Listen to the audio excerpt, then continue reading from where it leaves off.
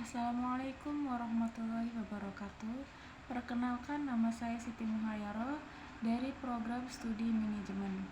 Di sini saya akan menjelaskan tentang deskripsi organisasi sebagai bahan UAS teori organisasi.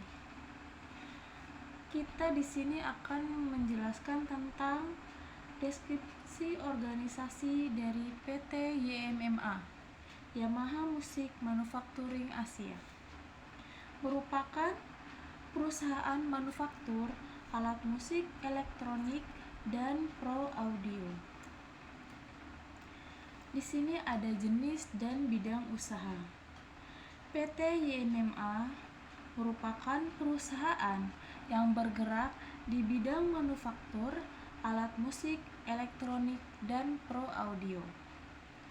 PT YMMA memproduksi berbagai jenis alat musik seperti piano, keyboard, organ, drum, dan pro audio yang merupakan bagian dari Yamaha Corporation Group.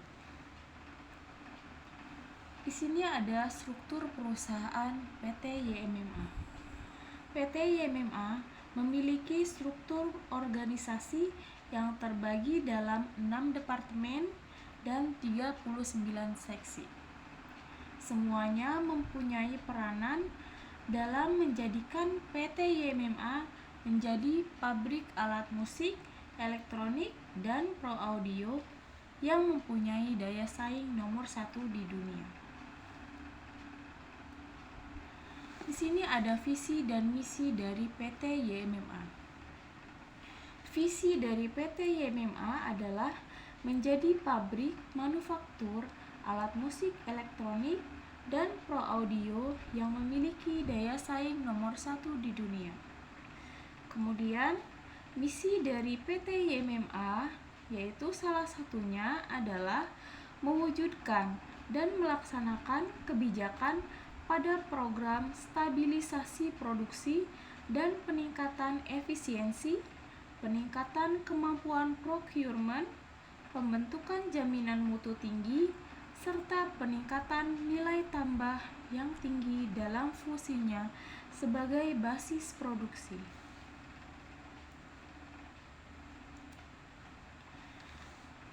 Stop.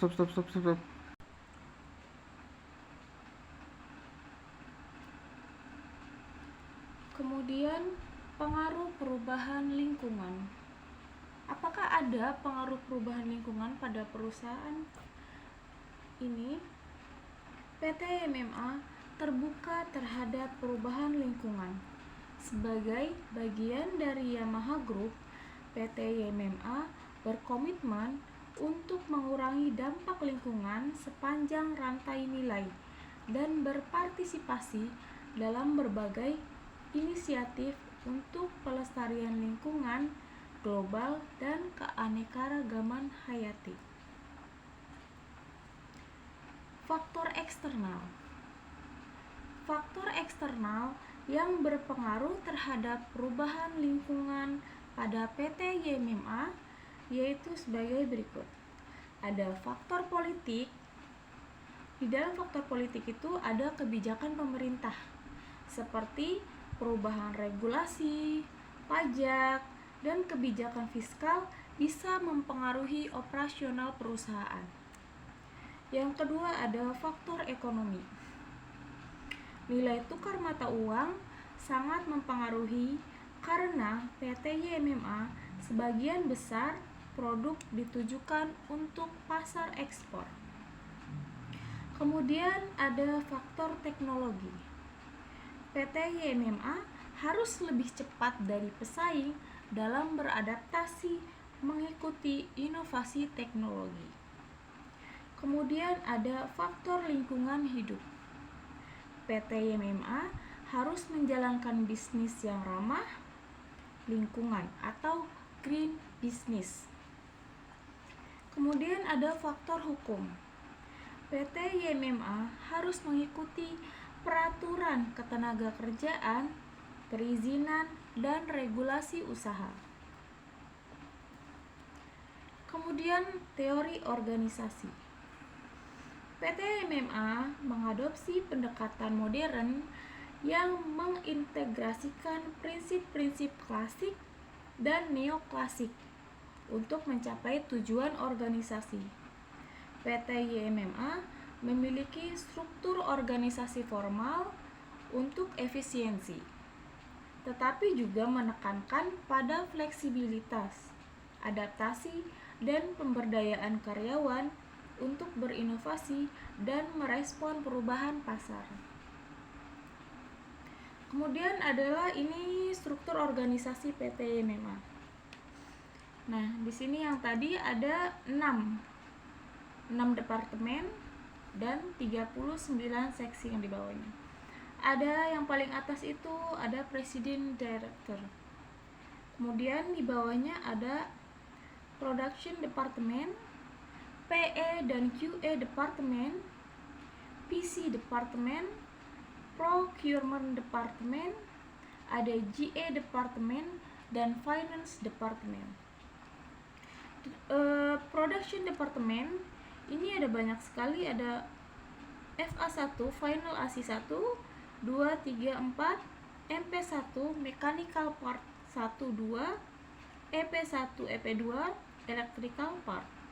Kemudian WW1, WW2 sampai WW3, Woodworking, ada Black Poly, Maintenance, dan Production Planning.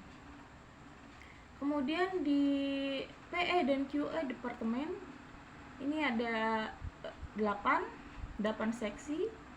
Kemudian di PC Departemen di sini kita lihat ada 4, ada PC, FGC, Exim, dan IS.